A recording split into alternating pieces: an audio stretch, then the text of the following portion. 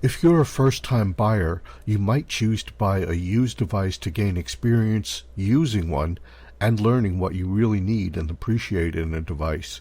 You could also consider an inexpensive generic device to learn about them before investing in a high-quality device with support. Maybe you can get a hand-me-down from someone that needs the latest and greatest and won't be using their dinosaur anymore. When a new generation of a device is being released, may be a good time to pick up a used one of that last generation as people look to upgrade. A device may be found on the used market simply because it is too large or too small for the original buyer. Depending on vendor and policy, refurbished and used could basically mean the same thing when it comes to a warranty. You need to read the fine print. If it's too good to be true, it probably is. Many refurbished and used products purchased through eBay are eligible to be covered by third-party warranties.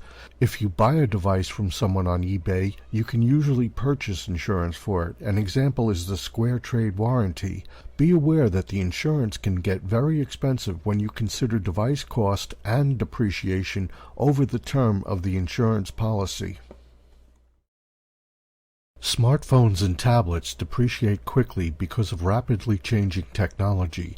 A lost device is not covered by warranties, and the warranties through third-party insurance policies start when the manufacturer's warranty ends. During a major carrier contract warranty period, sometimes they can offer you a loaner while yours is being repaired or evaluated for replacement. They may also be able to save your data from the failed device and transfer it to the repaired, new, or refurbished replacement one if you don't have a backup at all, or if you want to save yourself the time and trouble of restoring it yourself. While it may cost more, buying from a brick-and-mortar authorized dealer is your safest choice, especially if they've been helpful to you in your decision-making process. A big advantage purchasing this way is the store return policy. Since you'll want some time for any imperfections to surface during the first week of use, you should be ready to use the device once you get it, so the store return policy doesn't expire before you even open the box. If you make a purchase from an online retailer, check to be sure that if you return a defective product for replacement, that you will get another one that is new and not a refurbished one.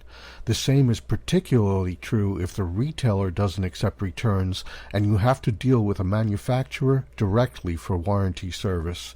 The warranty on a refurbished device is as few as 30 days, though the price you originally paid probably included a 1-year warranty.